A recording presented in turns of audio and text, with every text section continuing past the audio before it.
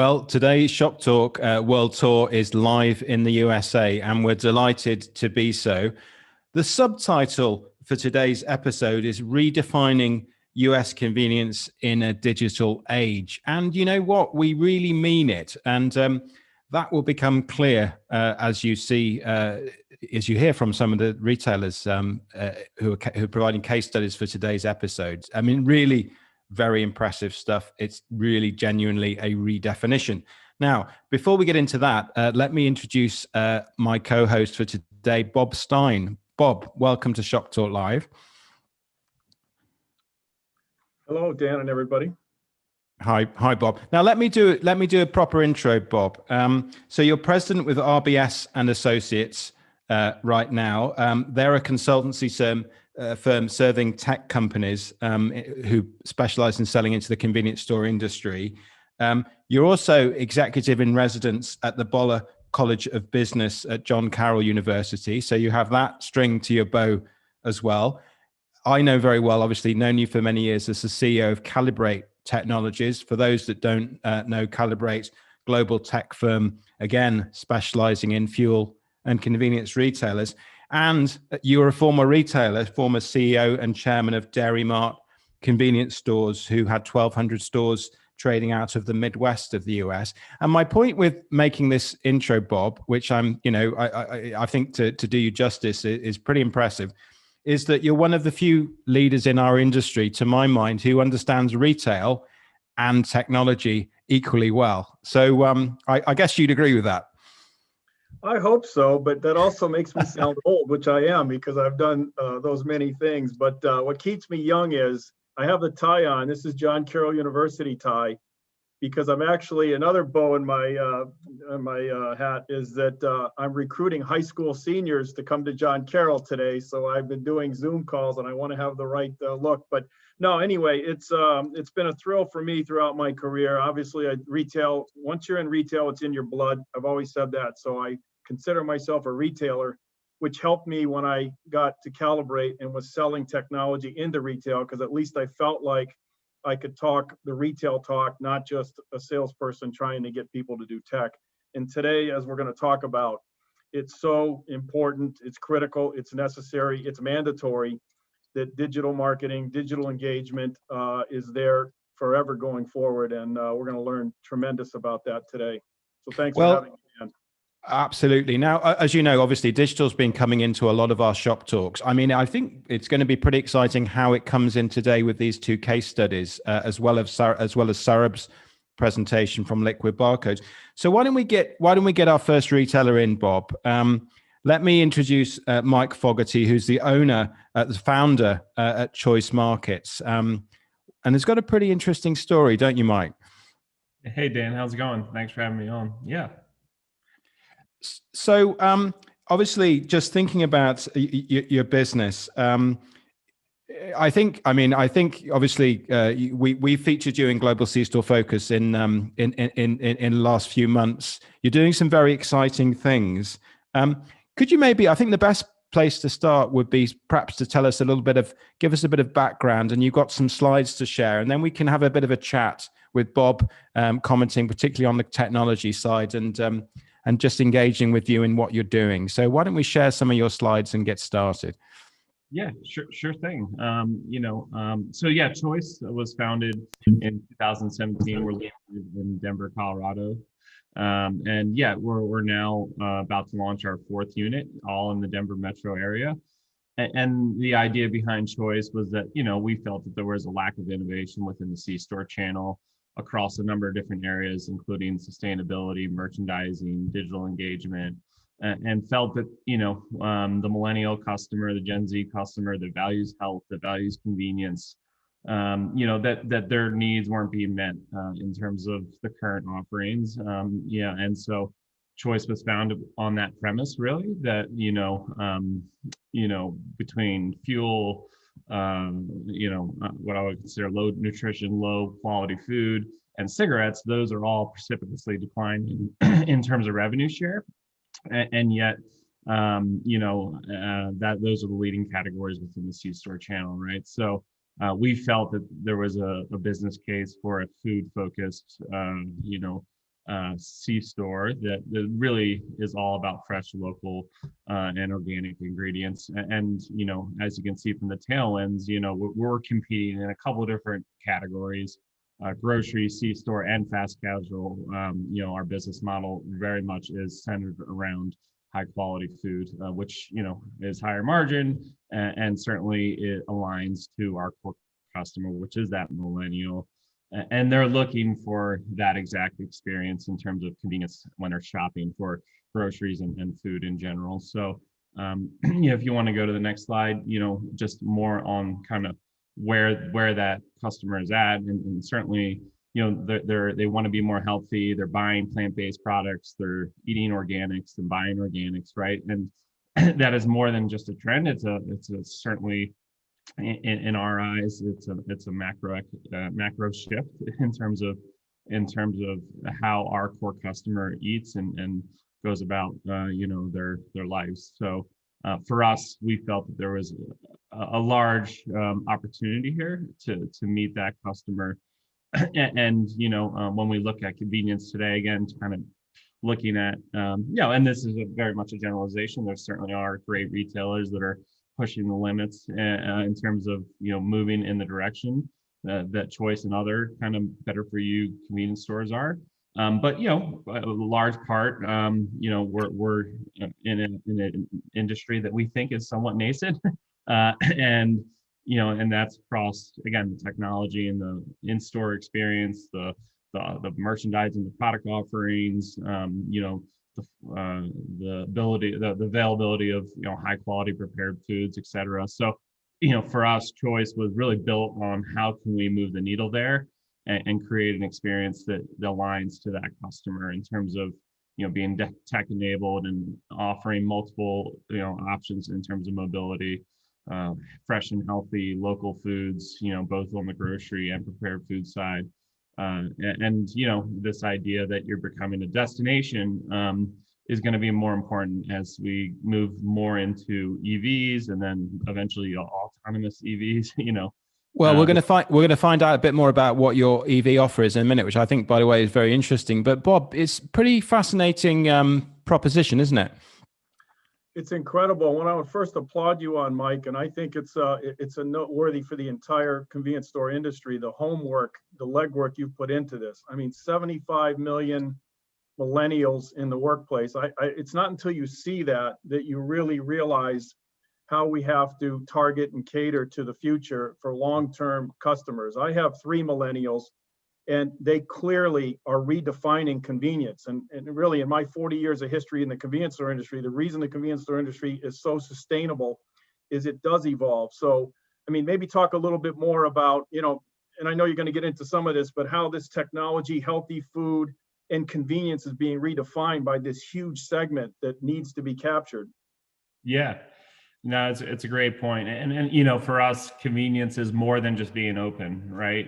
That's you have to have the products that people want at the price that's acceptable, at the right time, right place type of thing. So for us, that is it's hard to do at some, like quality food and convenience can be tough to execute, no doubt. But we're giving it our best, and certainly innovating in terms of product selection. So, so we have over 40 SKUs of organic produce. We have a full scratch kitchen with build your own bowls, salads, smoothies, flatbreads and coffee, all locally sourced whenever possible. All, for the most part, all of our produce is organic. All of our proteins are antibiotic free, hormone free.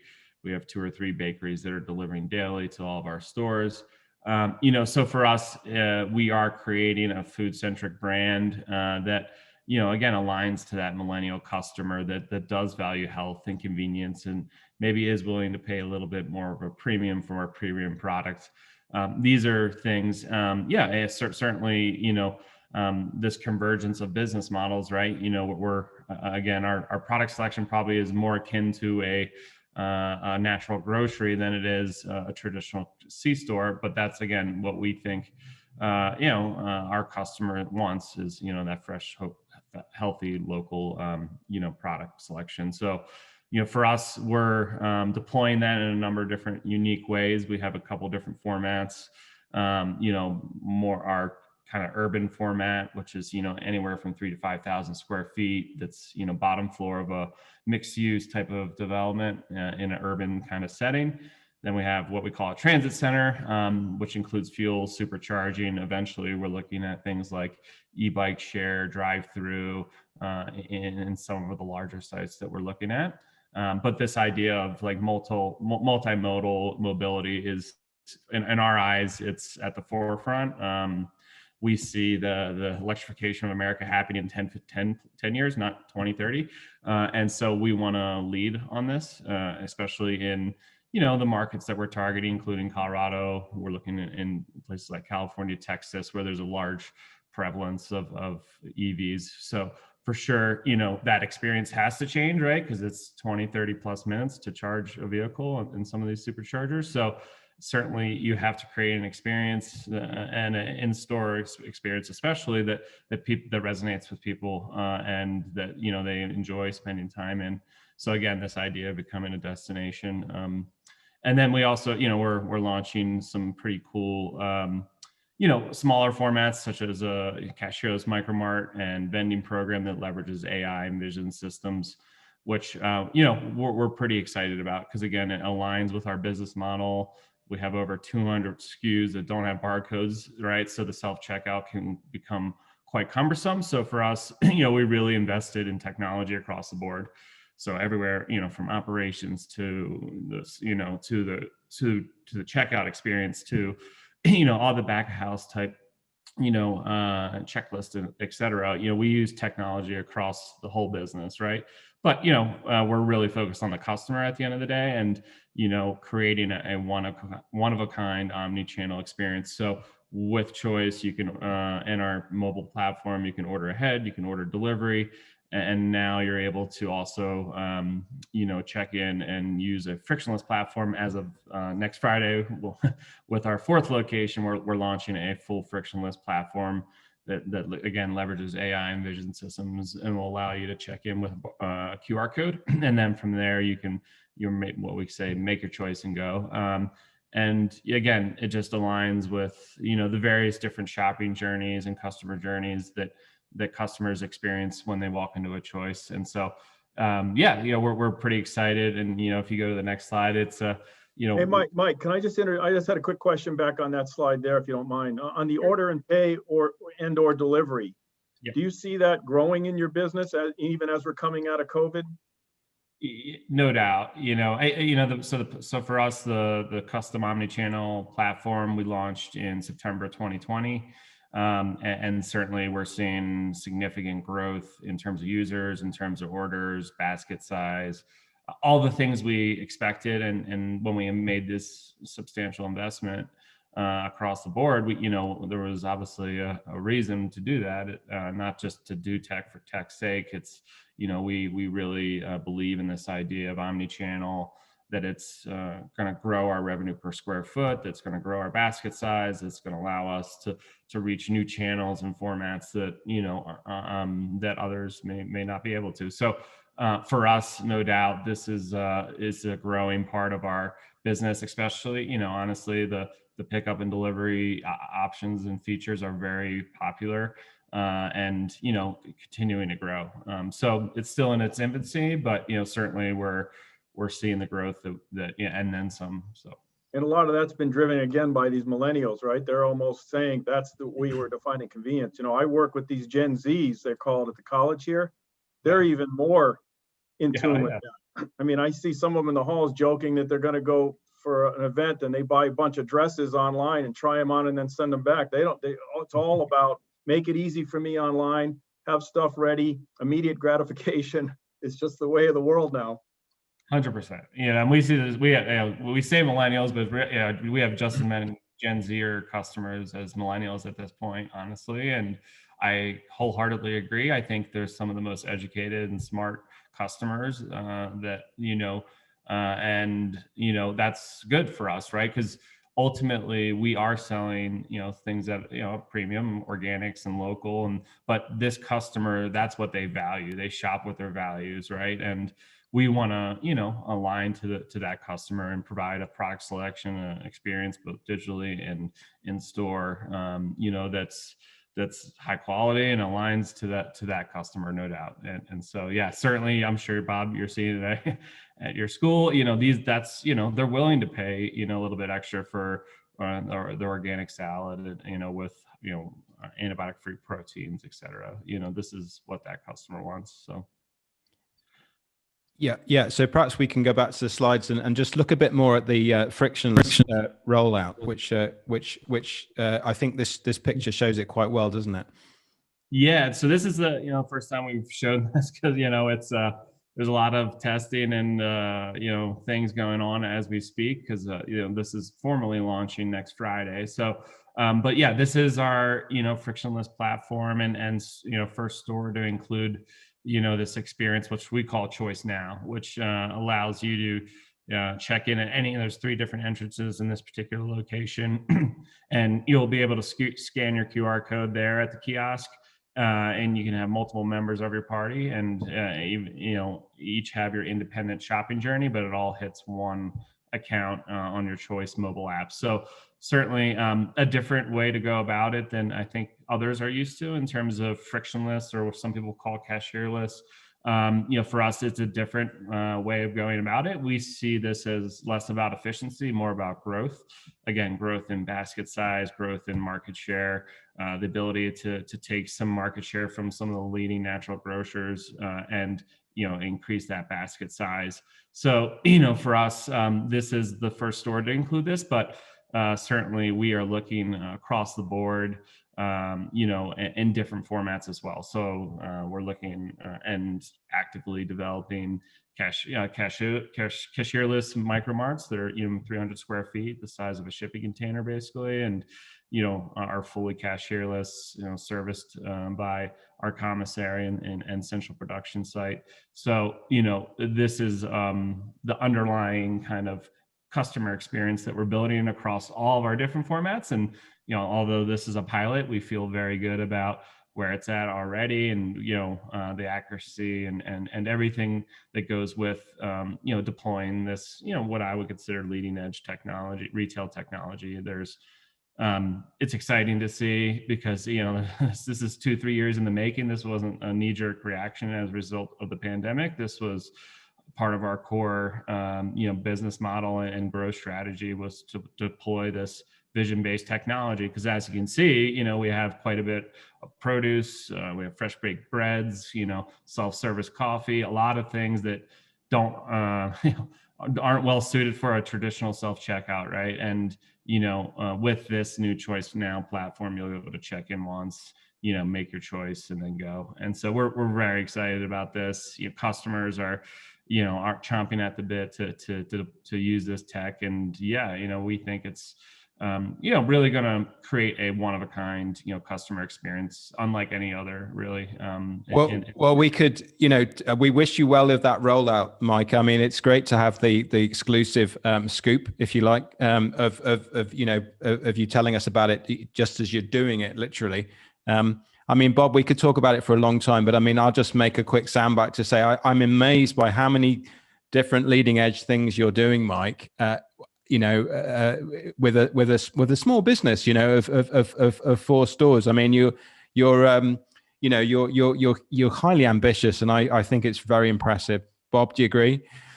Oh, I'm impressed. In fact, I'm going to visit my millennials for the first time since COVID in LA at the end of the month. I'm connecting to Denver. I'm going to have extra time so I can go to a Choice Market and check this out myself. Yeah. I'm very impressed. We'd love to host you for sure. Yeah. Genuinely. So look, hats off to you, Mike. And I'm sure we're going to be hearing a lot more from Choice Market and what you're doing. So it's just hugely impressive. Appreciate it. Yeah. Thank you very much. Fantastic. Yeah. Well, please stay on and watch the rest of the episode, because I think you're going to be pretty interested in what Kevin Smart's doing as well. There's a lot of redefinition going on there as well. So, Mike, if you could stay with us, and we'll thank you at the end. But thanks, appreciate your contribution. It's terrific. Yeah. Thanks, Mike. Now, before we get to Kevin Smartt, we'd like to bring on Saurabh Swarup, who's the general manager for North America and also global sales, head of global sales at Liquid Barcodes, because obviously we've been talking about technology, we've been talking about loyalty as well with those millennials and Generation Z customers who demand it. Saurabh, you're going to talk a little bit about technology and loyalty, aren't you? And showcase some of the things outside of the US and in the US that are going on. Absolutely, Dan. That's the intent. And, we heard Mike really talk about frictionless and, self-checkout, omni-channel. And, he talked about all those buzzwords, which used to be buzzwords once upon a time, but are so relevant today. And especially with this whole pandemic, which has kind of hit us in the last 1 year, the digital acceleration, which is expected to happen in about 5 to 6 years, has actually happened in the last 10 months. So things like order ahead, things like engagement, and this is a very interesting point that Mike made about 75% of the population being Gen Z, and for those guys, it's all about meaningful engagement. It's about staying relevant with the brand and ensuring how can the brand make the life simpler for them. Who's doing that well around the world? I think that's one of the key things that we were looking for from you guys, Saurabh. Yeah, so Dan, when we talk about that, that who's doing it more interestingly, before we jump into that, I think it's important to understand that there are certain elements of a good customer program, of a digital journey, which you expect, which the elements of which you expect a brand to implement. And really the whole journey starts with multiple touch points. And starting point is trying to recruit a customer effectively. And once the customer is into the program, providing him relevant engagement methods, so that he can interact with the brand nicely, comfortably, and in a more meaningful manner. And once that process is gone in, then it's all about promoting the products which are relevant to the customer, which he would like to buy, and trying to incentivize the customer to walk in, and then providing enough and more reasons to keep coming back. But at the base of everything, the two things which really stand out in a good program is, that the great customer data, the transaction data which is being generated in the background, that needs to be churned and analyzed on an ongoing basis, so that the right content is pushed out to the user, and not really stuff which may not be relevant for the customer. And at the base of everything, it's all about ease of operations and ease of a program, which is easy to understand, execute, and really decide whether I can join or not. And at the base of everything, it's not just about physical stores or the online channel. Today, the lines have blurred, and the term really what has come out is omni-channel. And that's what Mike really talked about, offering an omni-channel experience, which is offline to online to offline. Everything is today connected thanks to this digital age.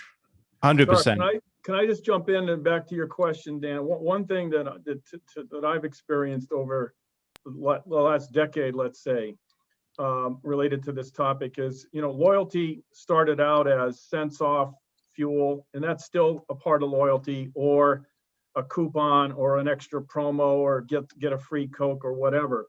We're now at a point where, and the consumer's demanding this, they want engagement, which could include those things, but it's more than that. It's, I want to be engaged to your brand. I want to be able to communicate often with your brand, both back and forth.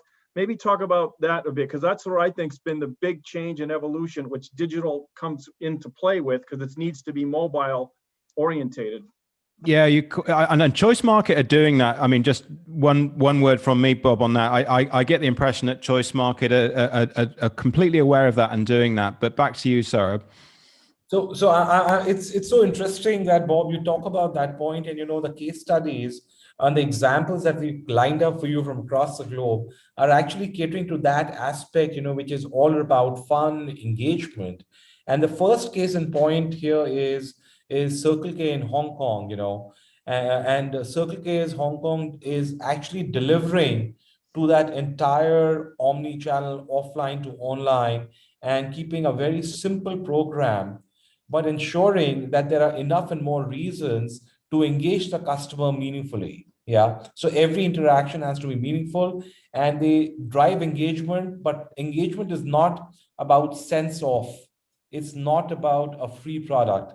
It's about, making every interaction relevant and memorable. And this is what Circle K is doing in Hong Kong. The program is very simple, straightforward. It's stamp cards. Buy 4 products, get the 5th free. Easy to understand, easy to communicate. But the way they do it, it's all around saying, okay, if you want that, you have to have the mobile app, right? So if you want to deal inside the store, you have it available at a good price. But if you have the mobile app and you're using it in a frictionless manner, you get a better deal. Yeah.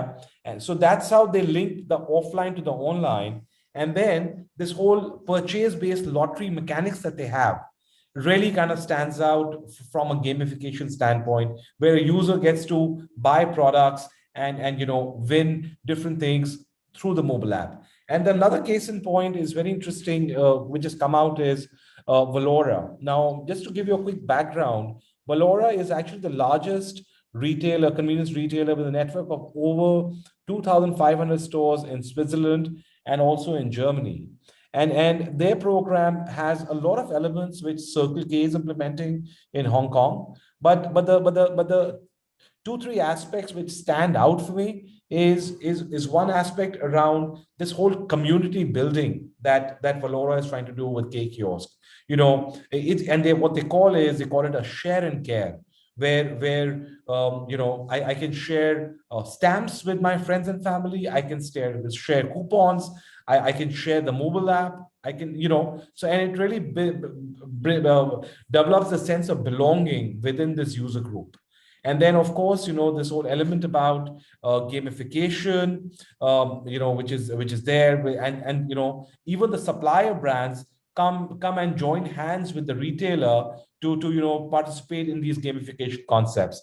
But one aspect which really stands out for them is this whole personalization aspect, which we talked about in the beginning, about this whole data, the great data being churned. And what Valora really does is they use that data to create customer groups. They segment that data and they use this automation engine in the background to push out personal content to the users. So it is not content which is available to everybody, but based on your purchase behavior, based on the segment that you fall in, it's all about very relevant and meaningful content. Yeah. I could just add, Saurabh, what I think is really cool about the share and care is it's another form of building community that people can build, and they already have their own community, share groups, friend groups. And in a way, that's a current loyal customer that's actually promoting the brand to people who might not be going to that particular retailer. So in essence, they're kind of recruiting new customers for you as well as a retailer. So I think that's a great feature. Absolutely, Bob. I agree with you. And moving on, And moving on, another great example that we have is 7-Eleven. We know that 7-Eleven is the big daddy in the game, and they have always been very innovative.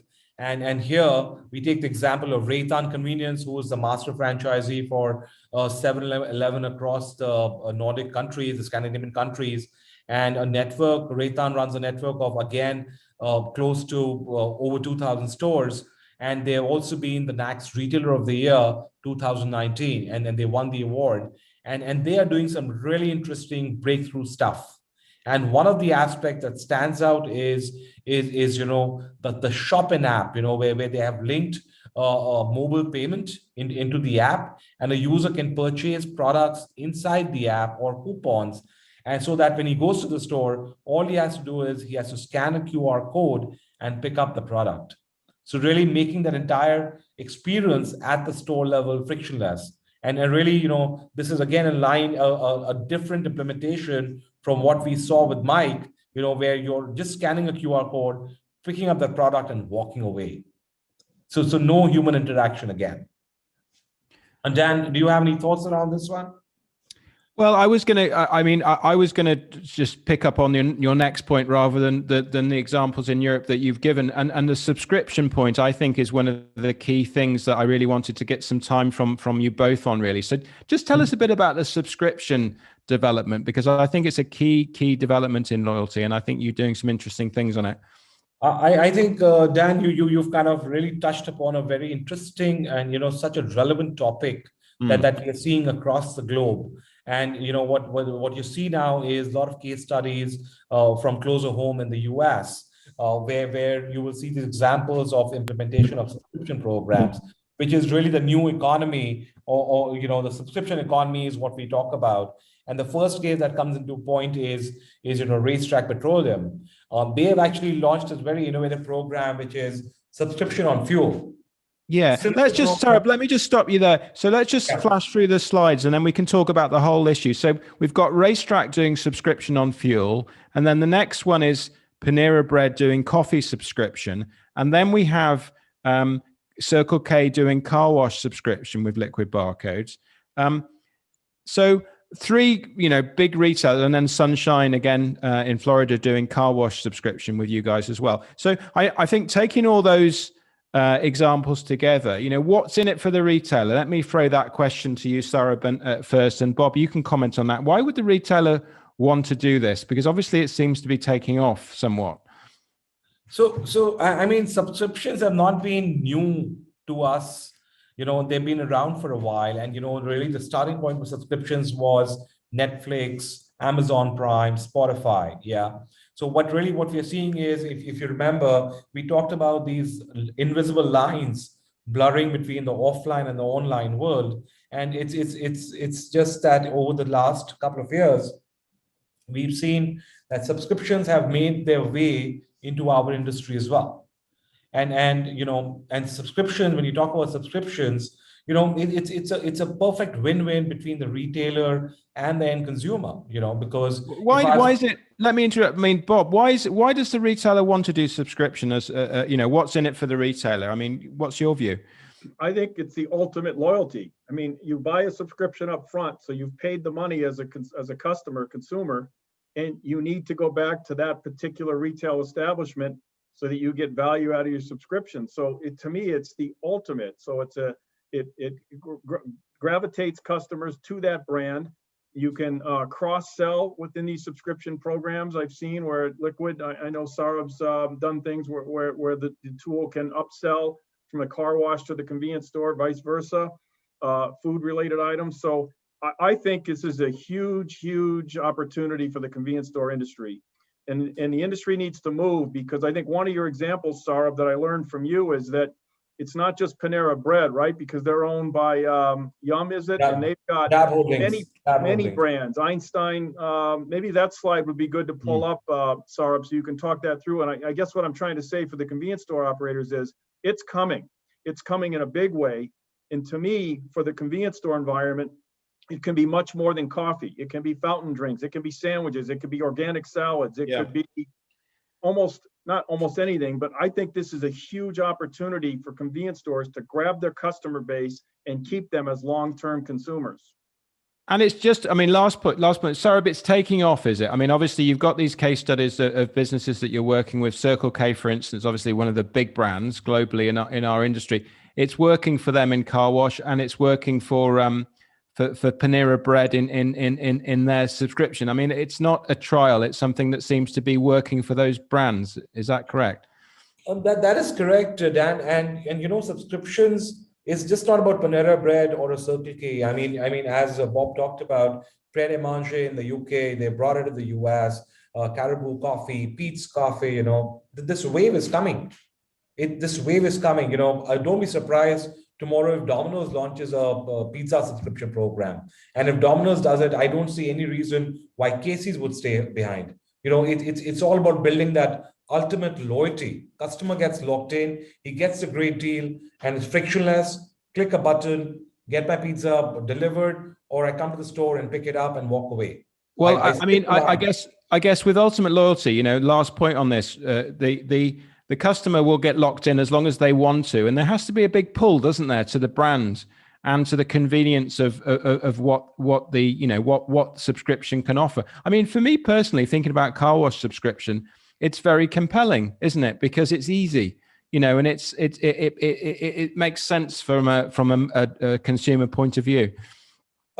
Just to give you a small stats, Dan, which we skipped in the presentation. Today in the coffee shop business, 40% of the orders for coffee are coming either through the subscription or a pre-order and pickup. And 40% is no small number by any standards. No, it's not. No. Yeah. Just a comment to wrap up, Dan, on this topic, because I totally agree with you that it's not just having a subscription program. It has to tie into the overall brand and the loyalty to the brand. It's a component of the total brand, because you don't want just one-offs. You want the consumer to get the benefit of the entire brand. No, absolutely. Well, any closing comment from you, Saurabh? I think, as Bob rightly pointed out, you know, subscriptions are coming. They are coming in different avatars, and they're here to stay. And it has to be part of the overall strategy of the business to really ensure that it kind of weaves into the overall digital roadmap that a brand has carved out for itself. Very, very good. Well, look, Saurabh, thanks for joining us. Stay for Kevin, because I think a lot of what you've been talking about, again, you can see what the retailer is doing with that understanding. So thank you for joining us, Saurabh. Thank you so much, Dan. Thanks, Bob. Great. Well, let's go straight to, we need to make sure we give enough time to Kevin, because it's a pretty interesting story. So let me welcome Kevin Smartt, obviously Kwik Chek and NACS chairman, to, you know, heavy responsibilities, Kevin. Yeah, it is. It's been I guess I would say a turbulent year so far as NACS chairman, given the pandemic and also the rebranding of our chain. So a lot of time spent in meetings, virtual meetings. Yeah, but I guess quite an exciting one for you personally. Sorry, Bob, go on. No, I was just going to say in that regard, Kevin, you're going to be memorable in many ways, but you're going to have taken us in the middle of COVID, but out of COVID. You'll be the chairman that takes the industry out of COVID. So yeah, cool. I've been telling everybody I'm the first virtual chairman ever, so it's a first. Well, you're going to be very proud man standing up at the NACS show on the stage. Yeah. And obviously, I guess it's been an important year to be NACS chairman, hasn't it? The industry's needed leadership and representation. Yeah, it's, you know, it really has been. You know, if you go back to the very beginning, last year in the middle of the pandemic, I testified in front of the U.S. Senate Judiciary Committee on behalf of NACS and all essential businesses for the need of liability protection. That was, you know, it's been huge. It's been a battle. We still haven't gotten anything passed, but we haven't given up on it. You know, we've kind of, I guess, from NACS organization, we had to transition from live events to virtual events, right? So that was an experience in itself. And then just having the new administration come in and our team, you know, get our arms around some really important initiatives. EV charging infrastructure is a big topic for us as a country right now. And we want a seat at the table on that, a level playing field. And then, of course, the age-old swipe fee battle is still going on. We're still the highest in the world in terms of what we pay. We're still trying to get EMV upgrades at the dispensers done by, you know, now essentially, and we're asking for an extension on that. So very active in terms of what NACS does and my involvement and what's happening in the industry. So. Well, busy times. Now, I mean, the thing is, Bob and I both know that when you're at the NACS show, you're obviously going to have the role as chairman, which obviously is going to, you know, occupy you and be a lot of fun. I've seen a lot of people do it. They always seem to love it, and you'll enjoy that. However, the other thing that a lot of people are going to be asking about is what the heck you're doing with your business, because it's pretty exciting, and you're going to tell us a bit about it now. And I'm genuinely, I'm really impressed with what you're doing, Kevin. So let's tell the audience about that. Sure. Well, you know, we're excited about it as well. And a lot of people in the very beginning, like, are you crazy? We're in the middle of a pandemic and you're changing the brand. And I'm like, yep, it's just the right time. And we think it's really not just a cool brand. We think it's authentic. It's authentic to who we are, where we operate, and we think our customers will connect to it really well. We've already started this process. This is our first store that's being built in Georgetown, Texas, which is a suburb of Austin, 6,000 square foot store. And our plan is we're rebranding the whole chain to Chek-TXB, which stands for Texas Born. And then we're building new ground ups. And, we think it just really connects again to who we are, our core values. I mean, I'm born and raised in Texas. My partner, who I started the company with, he was born and raised in Texas. We've been down this path of trying to figure out, how to connect in a more authentic way with our customers. And we think this does that. We're doing it, a lot of cool private label products. And, we're staying really committed to our fresh food concept. So before you get into that, let me just bring Bob in on this, because I think this is a big deal, what you've just said. So Kwik Chek was the brand, and now it's TXB. Bob, I mean, you once represented a brand called Dairy Mart. I mean, this is a significant shift in brand, isn't it? I mean, it's pretty interesting.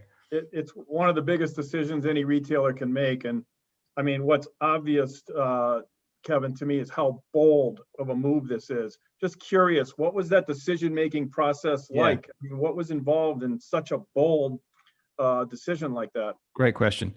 I'd had this thought for some time of trying to create a different brand, and I'm, I don't knock any brand out there, but there's a lot of quicks and convenience sounding brands that are on the street. And what would set us apart? What would connect with the consumer with where we operate? Who are we? We went through that whole process of trying to identify who we were.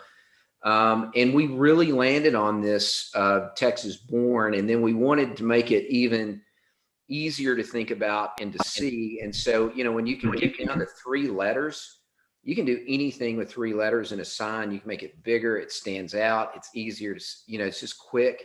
And so it just made sense. And then, it was bold. And let me tell you, I didn't just jump on this. I contemplated it for a long time.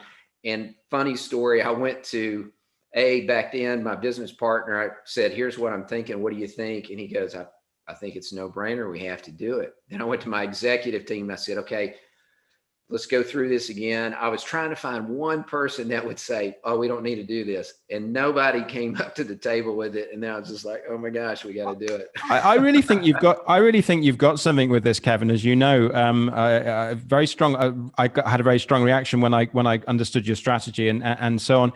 I particularly looking at some of those products, Bob, and how that lifts those products. Obviously, an own brand strategy is increasingly important globally, and seeing it in this way is very interesting. It reminds me of some of the stuff that Dwayne Reed were doing in New York, around their own brand. I just think it lifts those products. I don't know what you think, Bob. Well, what struck me seeing it, Kevin, is it looks like a brand that's been around, which those 3 letters I think helped with that. It doesn't look like some hokey private brand that somebody just stuck their label on. That, to me, by merchandising, by my eyes, it looks like a valued brand that's been there. Yeah. Well done. Well, thank you. And it's interesting that you make that comment, because part of the big decision anytime you create a new brand or a brand, right, is not just the logo, but the color sequencing or the palette. And so when we looked at this, if you look in a convenience store, any retail store, really, grocery stores, the CPG brands are full of color. And so to compete with all the colors in the store is a challenge. And so we came back to the black and white, and then we looked at it and we just thought it's just a timeless look. And besides, it's kind of modern. And but then when we got to the packaging, it just really stood out. And so our aim has been everything has to be high quality products. And so that's what we've aimed for. The beef jerky, the waters, the teas, they're out in the stores now, even the stores that haven't rebranded, and they're doing great. Our customer reaction has been great to them. So it's been very exciting to see.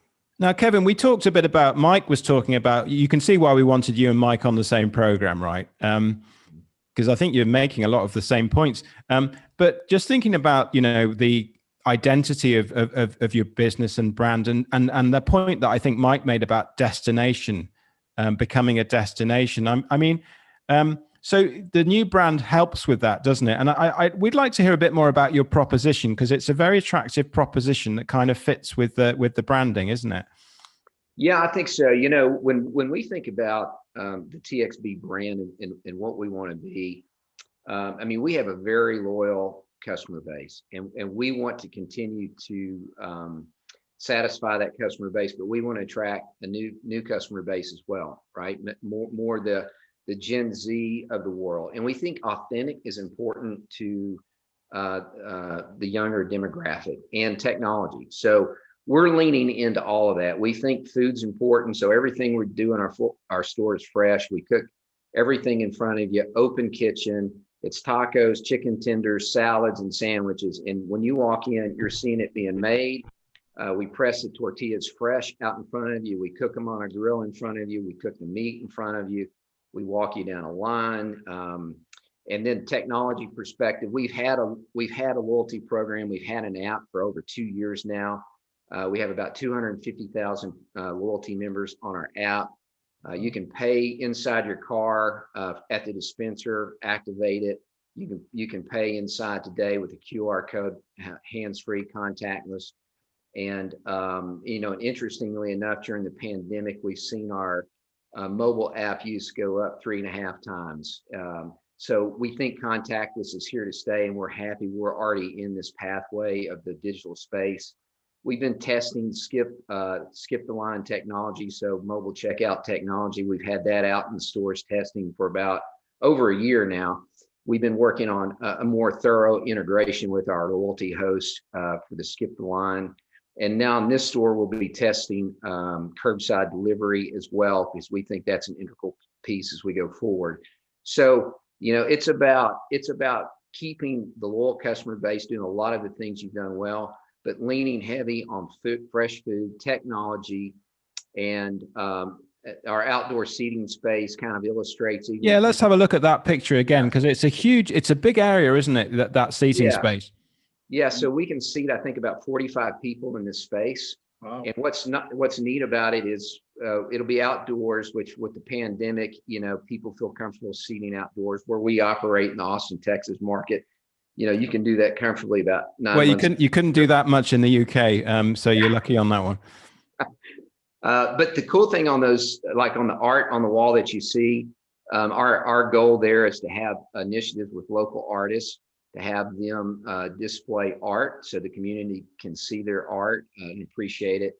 And so again, we're just trying to find ways that we can be local without trying to sell local, if that makes sense. Because Bob, what do you think about this? Because you know, you know the market, you know, inside out. How's this going to go?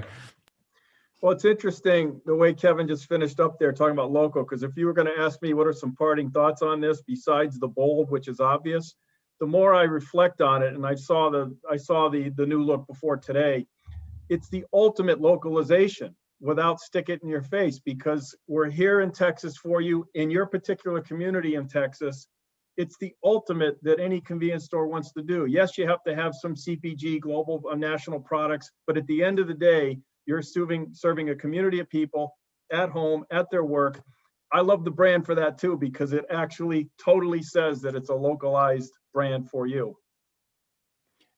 We got some comments from the audience saying they're enjoying it, and I can see why. You know, because it's pretty exciting, isn't it? And let me just ask you a logistical question, Kevin. So, and I know this is something we just published an article on Global C-Store Focus, where you go into this in more detail. If people want to read more about what you're doing, one of the things you say in it is, as a business, you had to take a decision. Now, do we do the whole store chain in one, or do we gradually roll it out? And what was your thinking on that? You know, that was actually one of the most difficult decisions, because as you know, somebody has a little bit of passion around marketing.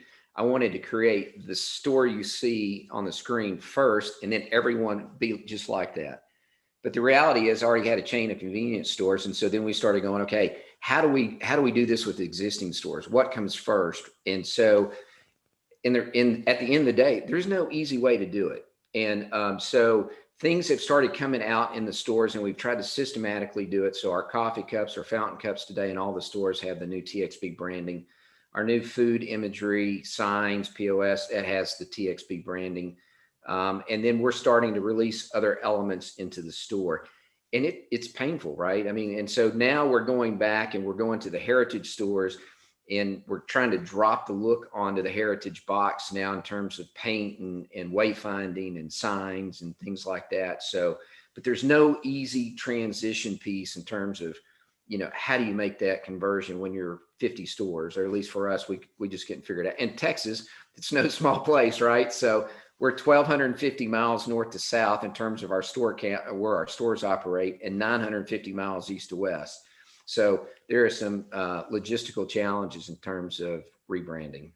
Any last comments from you, Bob? On anything we've talked about today, but obviously particularly thinking about TXB, which I just think is very cool. I said at the outset that I was going to have to connect in Denver and delay so I could go see Choice. I'm definitely going to return in Texas so I can see TBX firsthand. This has just been awesome.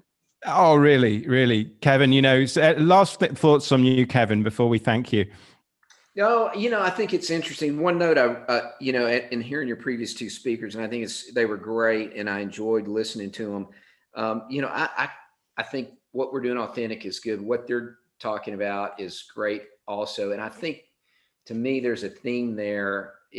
And I think of it kind of as the ethos of flexibility, right? What Mike talked about was giving customers options of how they want to shop, check out. Liquid Barcodes, we've talked to them. They've got a great product, and they do the same thing. I think we're trying to do the same thing in how people shop with us, either digitally or in the store. And so I think as we think about it as retailers moving forward, I think it's not just having a great box, but it's having how the consumer wants to shop with us is what's really important. So right, we're kind of following the trends of consumer behavior that's changing in front of our eyes, and quickly, right? Super right, and you're one of the leading edge of one of the ones that leading edge along with Mike. It's been great. Well, thanks, Bob. So pretty last thought from you, Bob. Pretty interesting episode.